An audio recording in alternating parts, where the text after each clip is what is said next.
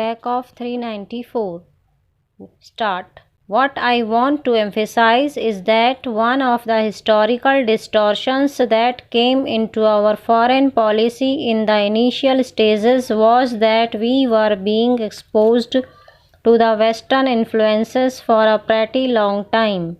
We were more oriented towards the West, and as a result, the cultural linkages between the Asian countries, China, Japan, Indonesia, and Southeast Asia were not explored and exploited to the extent to which they should have been from the very beginning. So, even in the United Nations, Japanese is regarded as a hard language.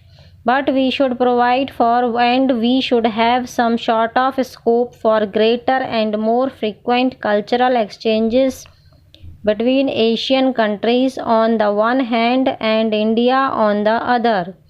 At this moment, we are more oriented towards the West in our literature, in our culture. But basically, our roots are with countries in Asia, with Japan, with Sri Lanka, with China, with Indonesia. So, setting up of the departments for Japanese and Chinese studies in Delhi University was a step in that right direction. I would plead with the Minister of State for External Affairs that this movement is to bring Asia into focus in our universities, in our diplomatic relations, in our adventures is given a greater push, and we are able to take into account the developments in Asia more vigorously and more seriously than has been the case hitherto.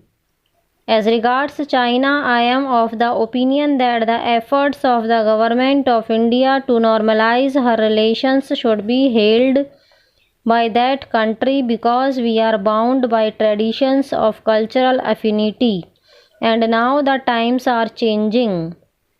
China of today is not the same China which was prior to 1979 when USA also recognized China, though India was primarily responsible for pleading their case for admission to the UN. China is undergoing vast changes, and there are talks now of Sino-Soviet summit.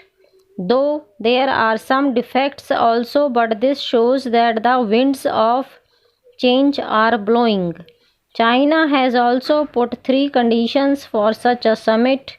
One of the conditions is almost fulfilled, that is withdrawal of the Soviet troops from Afghanistan. The second was the reduction in the presence of Soviet armies on the border with China, and the third is the withdrawal of Vietnam forces from Kampuchea.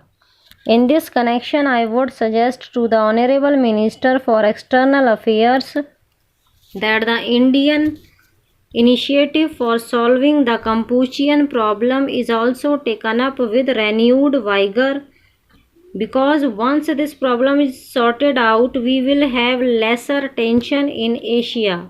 Stop.